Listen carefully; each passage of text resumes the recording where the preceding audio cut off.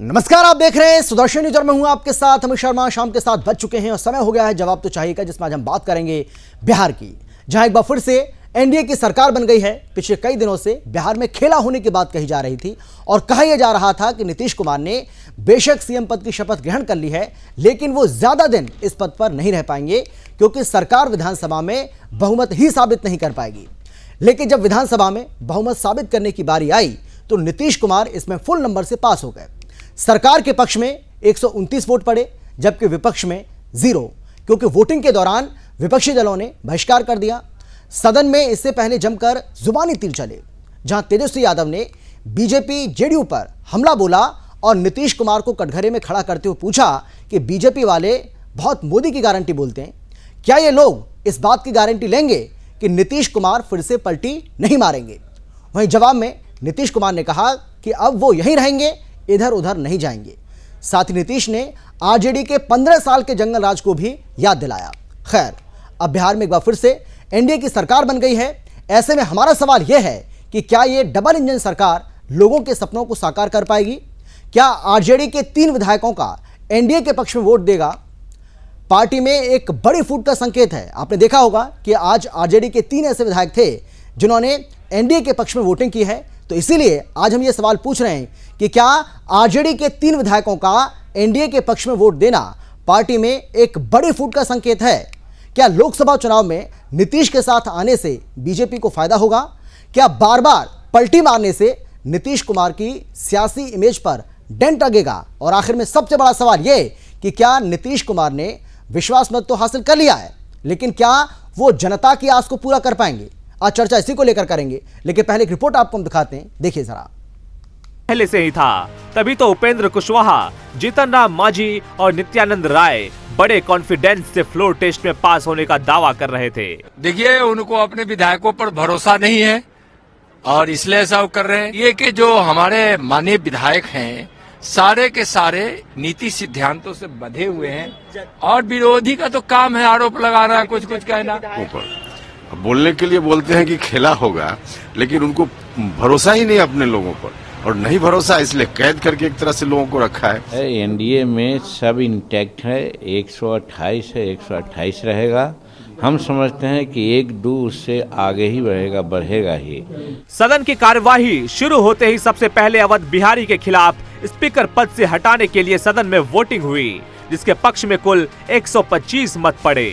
इसके साथ ही ये स्पष्ट हो गया कि नीतीश सरकार फ्लोर टेस्ट में भी आसानी से पास हो जाएगी। हुआ भी वही। फ्लोर टेस्ट के नतीजों में 129 विधायकों के समर्थन से विपक्ष को ना आव सुझा ना ताव, एक ही विकल्प मौजूद था, सदन से वॉकआउट करने का। हालांकि इससे पहले सत्ता पक्ष और विपक्ष दोनों के बीच जुबानी नोकझोंक भी खूब देखने को मिली। एक दूसरे पर जमकर वार पलटवार हुआ। कुल मिलाकर एक बार फिर से बिहार में एनडीए की सरकार बन गई है। सरकार ने सदन में विश्वास मत हासिल कर लिया है, लेकिन ये नई सरकार अब बिहार की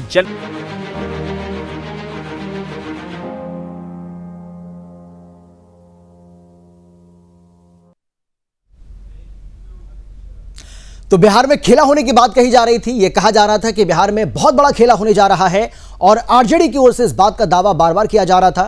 तेजस्वी यादव की ओर से भी इस बात का दावा किया गया, लेकिन ऐसा कुछ भी देखने को नहीं मिला और बड़े ही आसानी से एनडीए ने बहुमत हासिल कर लिया, या यूं कह लीजिए कि नीतीश सरकार जो है वो बहुमत से सदन के अंदर पास हो गई। आज चर्चा इसी को लेकर करेंगे, लेकिन कौन कौन खास मेहमान हमारे साथ मौजूद है, सबसे पहले उनसे आपका हम परिचय कराते हैं। हमारे साथ बीजेपी के प्रवक्ता अरविंद कुमार जी हैं, बहुत स्वागत है सर आपका। इसके अलावा हमारे साथ कांग्रेस की ओर से कांग्रेस के प्रवक्ता स्नेहाशीष वर्धन जी हैं, बहुत स्वागत है आपका भी। और जेडीयू के प्रवक्ता मनोज लाल दास जी हमारे साथ हैं, और इन सब के अलावा आरजेडी की तरफ से आरजेडी के प्रवक्ता सैफ अली जी हमारे साथ हैं, आपका भी स्वागत है। और एक बार फिर से आप सभी का स्वागत करते हुए सबसे पहले मैं सैफ अली जी आप ही के पास आना चाहता हूं, क्योंकि बार बार ये दावा किया जा रहा था आपकी पार्टी की ओर से कि भाई खेला होने वाला है, खेला होने वाला है। एक माहौल आपने क्रिएट किया, खूब आपने माहौल बनाने की कोशिश की, लेकिन जब बारी आई वोटिंग की तो सबसे पहले तो आप सदन से वॉकआउट कर गए। तमाम जो विपक्षी दल हैं वो हम सब ने देखा, पूरे बिहार ने देखा, पूरे देश ने देखा, और जो खेले की आप बात कर रहे थे वो खेला हुआ नहीं। और इन सब के अलावा जो बड़ी बात देखने को मिली है वो ये है कि खेला तो ऐसा लगता है कि आरजेडी के साथ हो गया। आपके 3 विधायकों ने एनडीए के पक्ष में वोट कर दिया। भाई खुला हो, जब दो टीमें मैदान पे उतरती, पिच पे उतरती है, क्योंकि हम ठीक अच्छी बैटिंग करेंगे, हम जीत जाएंगे, जरूर मैच जीत जाएंगे। लेकिन यहाँ हमें लड़ना था सरकार बैठी मोदी सरकार से, बिहार में बैठी हुई नीतीश की सरकार से, जो पूरी मिशनरी उनके साथ थी। वो अपने 5 विधायकों को अपने पाले में लाने से सुबह में महरूम। जब वो चुनाव, जब स्पीकर के खिलाफ अविश्वास प्रस्ताव आया था, ये शायद हमारी पार्टी की, अलायंस की और नीतीश कुमार जी की बहुत हमारी जीत है और नीतीश कुमार जी की ये हार है। अच्छा। जो 5 लोग उनके सदन में, जो 10-15 लोग 2 दिन से उनको अपने बगावती तेवर दिखा रहे थे, सत्ता पक्ष के लोग, इस गठबंधन जो गए हैं नीतीश जी, कहीं न कहीं उस पर से उनका भरोसा नहीं था। नहीं, लेकिन आप उनके 5 की याद दिला रहे हैं, आप उनके 5 की याद दिला रहे हैं, आप दिलाइए, कोई बात नहीं है, आपको अधिकार है इस बात का। लेकिन आप अपने 3 की भी तो बात करिए ना, जिन 3 को लेकर मैं सवाल आपसे किया है कि जो आपके 3 विधायक थे आरजेडी के, उन्होंने एनडीए के पक्ष में आज वोट किया या नहीं किया। और यही वजह है कि खुद एनडीए जो इस बात को स्वीकार कर रही थी कि हमें 128 वोट मिलेंगे, लेकिन उससे एक बढ़कर 129 वोट पड़े। हाँ, वो जब सदन में जब राज्यपाल जी का अभिभाषण हो रहा था, उस समय ही वो जाके सत्ता के बेंचों में बैठ गए थे, जिस पर हमारे नेता ने आपत्ति भी जताई। उनको देखकर कुछ लोग सत्ता पक्ष के विपक्ष की तरफ आना भी चाह रहे थे, तो वो कुछ रुक गए। बाकी 5 लोग एब्सेंट रहे, 5 लोग और हमारे उधर से आ सकते, जैसा हमें अनुमान था कि मैच में हम कुछ ना कुछ कर पाएंगे। कुछ लोग को असंतोष था कि नीतीश कुमार की जो कार्यशैली है, नीतीश कुमार जी का बार बार दिल इससे लगाना, दिल उनसे लगाना, सारे विधायक को जनता के जाना है, उनको जनता के बीच भी जवाब देना है, और अल्टू पलटू बार बार रहने से उनकी इमेज पर, उनकी साख पे असर पड़ा है। 10 से 15 विधायक वो पहले दिन से वो जो श्रवण कुमार जी के यहाँ नहीं, लेकिन ये तो आपको भी स्वीकार करना पड़ेगा ना सैफ अली जी, ये तो आपको भी स्वीकार करना पड़ेगा ना कि ऐसा लग रहा है कि लालू प्रसाद यादव, तेजस्वी यादव भी अपने पार्टी के जो विधायक हैं उनके ऊपर भरोसा, वो जो विधायक हैं वो भरोसा उनके ऊपर खो चुके हैं।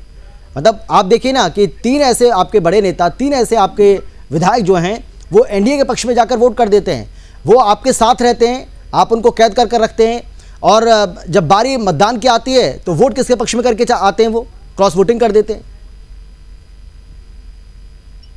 तो अपने विधायकों को गया लेके जाए तो उनका प्रशिक्षण शिविर है।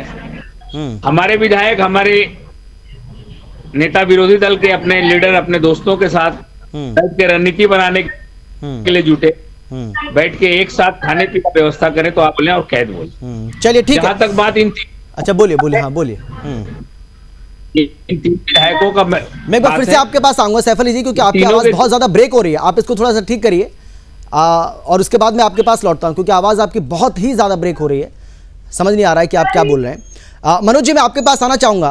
और मनोज लाल जी, सवाल मेरा आपसे यह है कि देखिए, सबसे पहले तो मैं आपको बधाई देना चाहता हूं कि एक बार फिर से आप एनडीए के साथ गए और एनडीए के साथ आपने सरकार बना ली है और बहुमत आपने साबित कर दिया है, तो उसके लिए आपको शुभकामनाएं भी और बधाई भी। लेकिन इसी के साथ मेरा सवाल आपसे यह है कि आपको नहीं लगता है कि नीतीश कुमार के लिए अब राह जो है वो उतनी आसान नजर नहीं आ रही है जितनी पहले देखने को मिलती थी?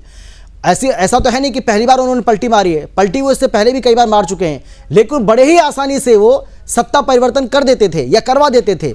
लेकिन इस बार इतना आसान उनके लिए नहीं रहा है, जैसा कि सैफ अली जी भी कह रहे हैं कि आपके खुद के जो विधायक हैं वो भी नहीं पहुंचे और कई ऐसे बीजेपी के विधायक थे वो भी नहीं पहुंचे थे। मनोज जी। देखिए अमित जी, मैंने शुरू में ही कहा है, पूर्व में भी आपके यहाँ कहते रहा है और बेबाक हमने स्वीकार भी किया है कि राजनीति में कोई बयान की बात नहीं रहती है। और आज जहां तक आप कह रहे हैं, कोई हमारे एमएलए जो है एनडीए के, उसमें एक नहीं आए हैं जो संभवतः दिल्ली में इलाज कर रहे हैं। तरह तरह की बातें उठ रही थी। कल हमारे एमएलए भोज में नहीं आए थे 4 एमएलए 5 एमएलए वो लोग कंसल्ट में थे, तो ये लोग कह रहे थे कि भाई ये 24 घंटा के 48 घंटा के मुख्यमंत्री हैं। कल बैठक में 2 एमएलए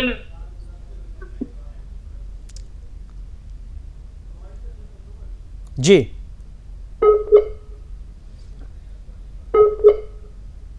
चलिए सफरी जी, आपकी आवाज ठीक से नहीं आ रही। हाँ बोलिए बोलिए बोलिए। हाँ तो उस पर इनका पहले रात बंद नहीं किया था, किन्हीं का मोबाइल नहीं किया, सब लोग अपने अपने बात कर रहे थे, समझा रहे थे, घर के परिवार के सदस्य के साथ मिल रहे थे। तो इसीलिए ये नहीं कहा जा सकता है कि हम लोगों ने अपने जो हमारे विधायक थे उन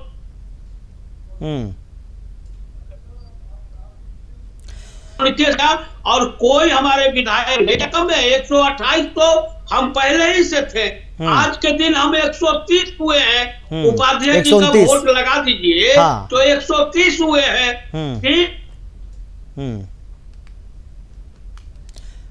तो है ही है, हम कहाँ गायब रहे हैं। हम शुरू से कह रहे थे कि कोई खेला नहीं होगा, खेला करने वालों का ही खेला खुद ही वो अपने हो जाएगा। हमने कोई माननीय विधायक चेतन आनंद जी को कहीं से कोई जबरदस्ती नहीं करने का काम किया है। उनके भाई ने सूचना दिया, पुलिस में कंप्लेन किया और बताया कि वो वहां पर हैं।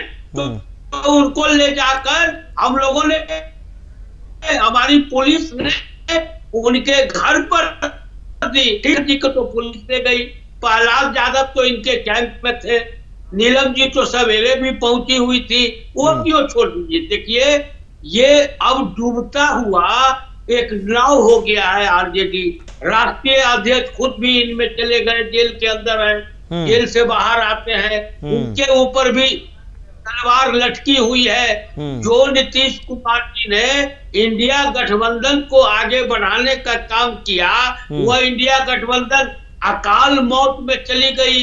आपने देखा नहीं, लेकिन तेजस्वी यादव ये पूछ रहे थे कि अब क्या गारंटी लेंगे आप इस बात की कि नीतीश कुमार एक बार फिर से पलटी नहीं मारेंगे? देखिए राजनीति में किसी का क्या गारंटी है। ये गारंटी ये ले लेंगे कि लोकसभा में इनके सांसद जो है सोनिया गांधी जी के बारे में कौन कौन से शब्द का प्रयोग किया था। गारंटी का कहां से प्रश्न उठ जाता है किसी का। और नीतीश कुमार जी ने कहा कि हम यहाँ हैं, हम यहीं रहेंगे, तो यही गारंटी हुई। उसका क्या कहा जा सकता है? ठीक है। लेकिन अरविंद कुमार जी ठीक है, चलिए ठीक है सर, मैं आऊंगा आपके पास भी लौटूंगा मैं। लेकिन अरविंद कुमार जी, ये बात तो नीतीश कुमार पहले भी कई बार कह चुके हैं कि भाई अब हमें इधर उधर नहीं जाना है, मैं मर जाऊंगा लेकिन वहां नहीं जाऊंगा। और इस बात का जिक्र आज तेजस्वी यादव ने भी किया है कि भाई आपने बहुत कुछ कहा लेकिन मुझे उस पर नहीं जाना है। उन्होंने ये भी कहा कि मुझे उस पर नहीं जाना है। लेकिन मैं आपसे ये जानना चाह रहा हूं कि वो ये कह रहे थे कि क्या बीजेपी इस बात की गारंटी लेगी कि नीतीश कुमार एक बार फिर से पलटी नहीं मारेंगे? क्योंकि आप बहुत मोदी की गारंटी की बात करते हैं ना, तो क्या मोदी जी इस बात की गारंटी लेंगे कि नीतीश कुमार अब पलटी नहीं मारेंगे? अरविंद कुमार जी एक तरीके से तंज कस रहे थे वो। अमित जी, भारतीय जनता पार्टी अपनी गारंटी देगी, दूसरे किसी पार्टी का गारंटी, ना आरजेडी का, ना जदयू का, ना कांग्रेस का। ये प्रश्न ही अपने आप में एक प्रश्न है। तो मैं अपनी गारंटी देता हूं कि भारतीय जनता पार्टी का चरित्र चेहरा जो रहा है वही आगे भी रहेगा। और जब माननीय नीतीश कुमार जी एक अनुभवी व्यक्ति नहीं, वो बात तो सही है आपकी, लेकिन आप अपनी गारंटी जो आपकी जो अपनी गारंटी है वो भी मुझे लगता है कहीं ना कहीं सही साबित नहीं हुई, क्योंकि बिल्कुल साफ कर दिया गया था कि नीतीश कुमार के लिए हमेशा के लिए दरवाजे बंद हो गए, लेकिन दरवाजे खोल दिए गए लोकसभा चुनाव से पहले। देखिए वो राजनीति का एक दूसरा पहलू है। आप गारंटी की बात कर रहे थे, जब हमसे गारंटी की बात कर रहे हैं तो उससे क्वेश्चन का मैं जवाब दिया। अच्छा बोलिए। मैं अपनी गारंटी हूँ, भारतीय जनता पार्टी की गारंटी है कि हम भारतीय जनता पार्टी जिसके साथ हैं उनके साथ रहेंगे जी। रही बात नीतीश जी की, तो देखिए एक मैंडेट जो आप याद कीजिए 2020 में मिला था, वो भारतीय जनता पार्टी नीतीश जी का साथ में मैंडेट मिला। जनता ने हमें साथ में रहने का मौका दिया था। अब किन्हीं कारणों से बीच में मनमुटाव नीतीश जी की आई थी, लेकिन जहां गए थे वो जो दल है वो भ्रष्टाचारियों का दल है, उन्माद आप इसी चुनाव में अभी जो मत साबित करने का जो बात चल रहा था बहुमत का, आप देख रहे हैं कि 4, 5, 6 दिनों से किस तरह इन्होंने उन्माद फैला के रखा था पूरे बिहार में, एक उन्मादी तरीके से कि हम ये तोड़ देंगे, खेला कर देंगे। ये कौन सा लोकतंत्र है या विधानसभा का कौन सा मर्यादा है जो इस तरह की बात? अरे आपको जो करना है करें, हमने तो नहीं कहा। आपकी यही अहम के चलते जनता भी आपसे टूटी है और आपके विधायक भी टूट के आए हैं। तो जब उनको, हमारे विपक्ष का, उनसे पूछे ना कि उनको भरोसा था, जो दूसरे को कह रहे थे खेला हो जाएगा, टूट जाएगा, उनके विधायक तो उनके साथ रह नहीं पाए। भारतीय जनता पार्टी का ऐसा चरित्र नहीं है और हमें पूर्ण विश्वास है कि देखिए, आप भी सहमत होंगे जी कि अगर देश खुशहाल होगा, राज्य खुशहाल होगा, तो जनता तो आपको इतना वोट देगी, इतना सीट देगी कि बहुमत की जरूरत ही नहीं पड़ेगी।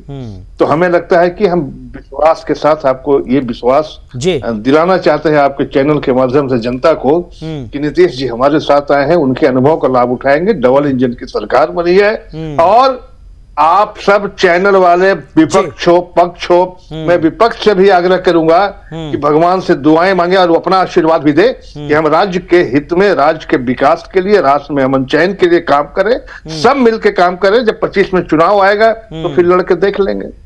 चलिए ठीक है। लेकिन स्नेहाशीष वर्धन जी, भाई देखिए, कांग्रेस पार्टी की इस बात की तो तारीफ की जाएगी कि बिहार में कम से कम उसने अपने तमाम जो विधायक हैं, जो 19 विधायक थे कांग्रेस पार्टी के, उनको इंटैक्ट रखा, क्योंकि कांग्रेस पार्टी में भी टूट की खबरें सामने आ रही थी। लेकिन जब वक्त आया तो एकजुट होकर उन्होंने अपना वोट डाला है, इसमें कोई शक नहीं है किसी को। लेकिन आज एक बुरी खबर महाराष्ट्र से आई है, एक बुरी खबर जो है वो यूपी से भी आई है, जहाँ जयंत चौधरी ने इंडी गठबंधन को छोड़ दिया है। और महाराष्ट्र में आपके इतने बड़े नेता जो कि मुख्यमंत्री भी रहे महाराष्ट्र के, कांग्रेस पार्टी के दिग्गज नेता हैं अशोक चौहान, उन्होंने भी पार्टी को छोड़ दिया है। तो भाई बिहार से, ठीक है, बिहार में आपने जो है बिहार में एक एकजुटता दिखाई आपने, लेकिन दूसरे राज्यों से तो बुरी खबर आई है आपके लिए। तो ये क्या हो रहा है इंडी गठबंधन को, कांग्रेस पार्टी को कैसे संभालोगे आप लोकसभा चुनाव से पहले, अगर झटके पर झटका इस तरीके से आपको लगते रहेंगे तो? देखिए, बिहार के बारे में अगर पहले आपने सवाल रखा है तो मैं पूरी तरीके से बता देना चाहता हूं कि जो मीडिया के द्वारा फैलाया गया था और भारतीय जनता पार्टी के भयभीत नेताओं के द्वारा फैलाया गया था कि कांग्रेस में टूट है, जबकि कांग्रेस, शुरू से हम लोग कहते हैं कि कांग्रेस में ऐसे कोई चर्चा ही नहीं है, क्योंकि हम लोग देशद्रोहियों के खिलाफ लड़ने वाले लोग हैं, हम लोग अंग्रेजों के दलालों के खिलाफ लड़ने वाले लोग हैं, हम लोग हमेशा लोकतंत्र के रक्षा के लिए लड़ाई लड़ते हैं। और दूसरी, अरे भाषा मर्यादित रखिए, भाषा तो कम से कम मर्यादित रखिए। नहीं, बिल्कुल सही बात है, ये मत होइए। नहीं, ये तो बात सही है, ये तो अमित जी, हाँ, नहीं, ठीक है, इस बात से मैं सहमत हूँ, मैं इस बात से सहमत हूँ। स्नेहाशीष वर्धन जी, हाँ ठीक है, नहीं, समस्या आप लोगों के साथ, नहीं, समस्या नहीं, तंत्र में आवाज, लेकिन भाषा की मर्यादा का तो ध्यान रखेंगे ना आप सर। 20-21 मिनट बाद अगर पूरी भाषा की मर्यादा का तो ध्यान रखेंगे ना तो धैर्य के साथ सुनने का, हाँ बिल्कुल दीजिए ध्यान, पूरा टाइम मैं आपको दूंगा, लेकिन संयम बरतिए, हाँ संयम के साथ, भारतीय जनता पार्टी और भाषा पर कंट्रोल, बोलिए। हत्यारी है,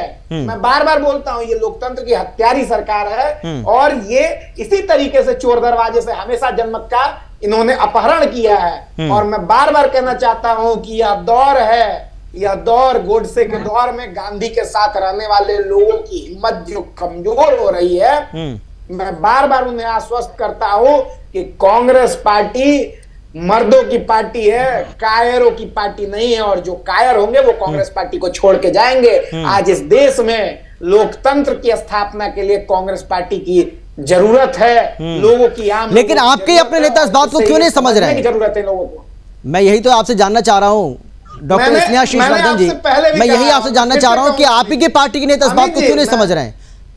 मैं आपको समझा रहा हूं जी, वही बात कहना चाह रहा हूं कि आजादी की लड़ाई में दो तरह के लोग थे, जो कायर थे वो संघ में गए और जो मर्द थे, मतलब अशोक चौहान आपके साथ इतने समय तक रहे, आज भी तो वो निडर थे, है ना, वो बहुत बहादुर थे।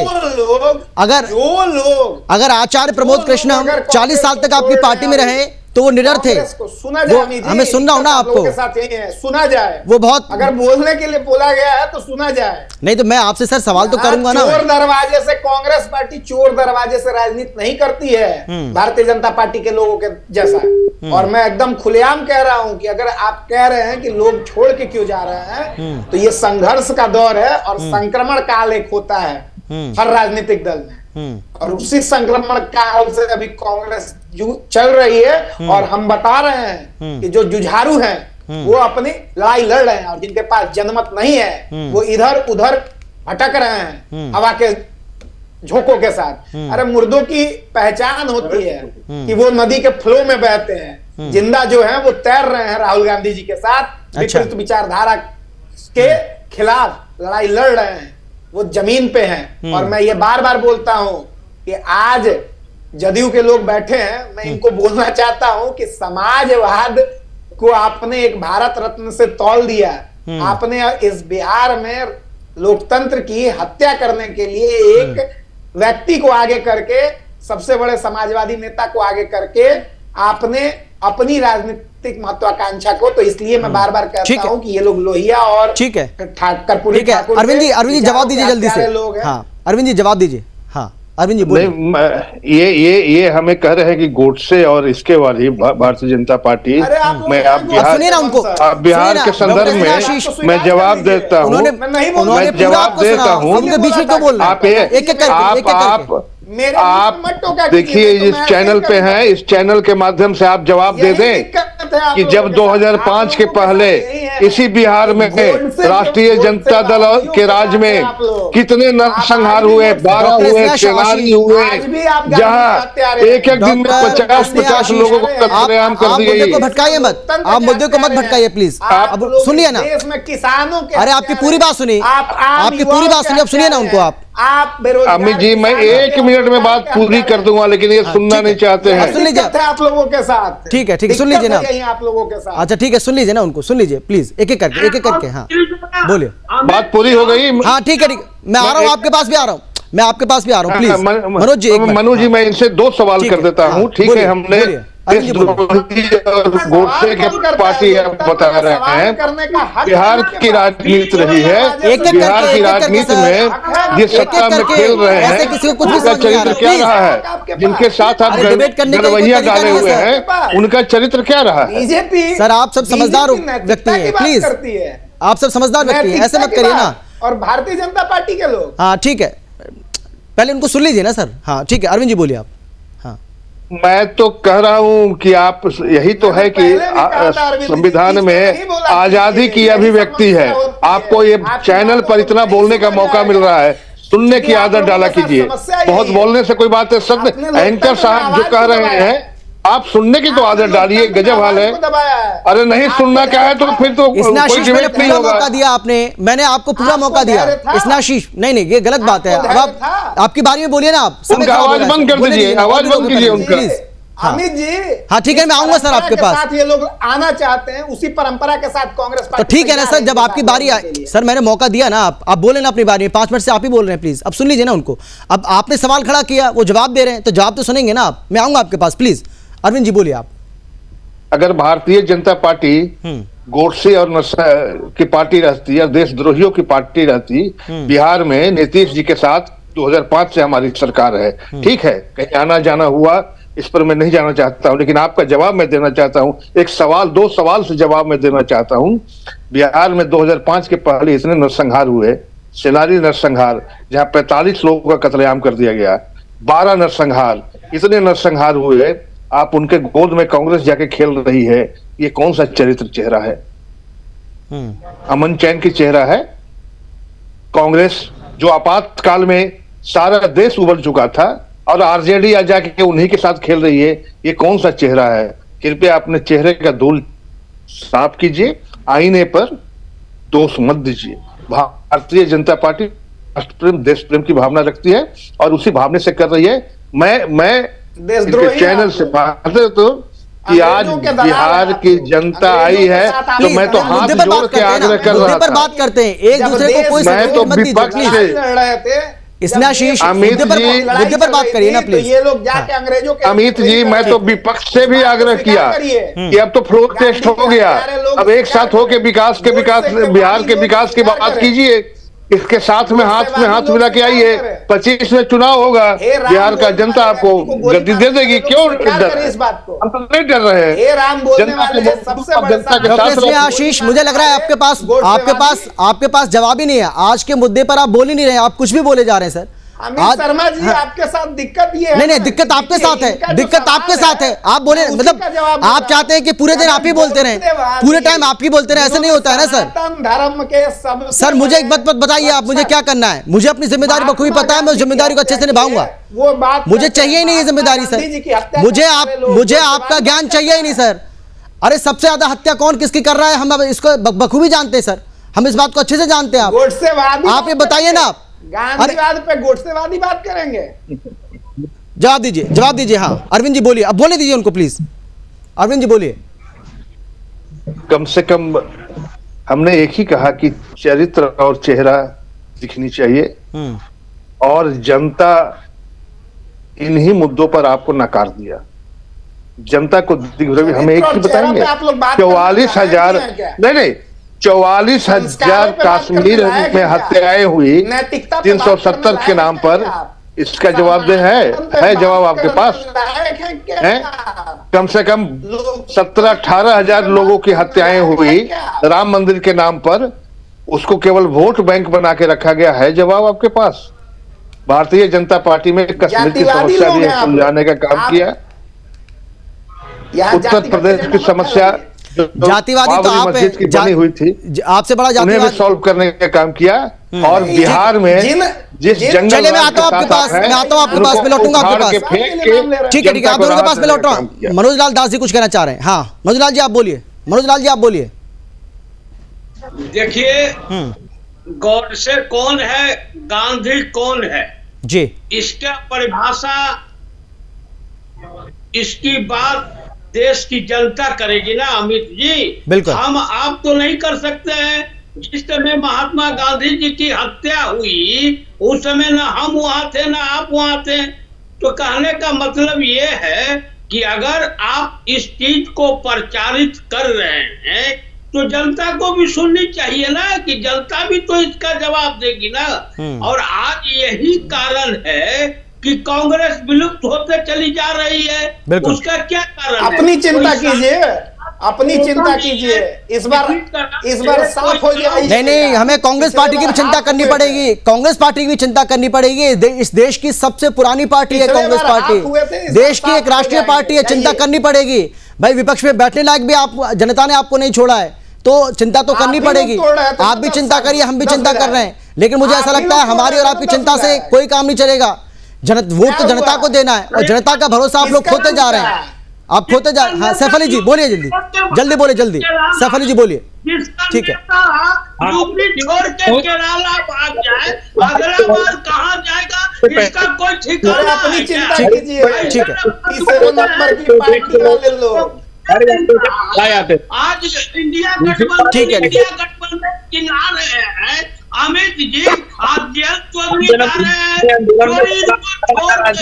चलिए मेरे पास समय इतना ही है। और देखिए, सबसे कांग्रेस पार्टी के प्रवक्ता, मुझे इस बात पर आपत्ति है आपसे कि आपने ना मुद्दे को भटकाने की कोशिश की है, भटकाने की, और इससे ऐसा लगता है कि आपकी जो आज का मुद्दा है उस पर आपकी स्टडी नहीं है, जवाब आप देना नहीं चाहते, इसीलिए आप इधर उधर की बात करके किसी भी तरीके से आप टाइम पास करने की कोशिश कर रहे थे।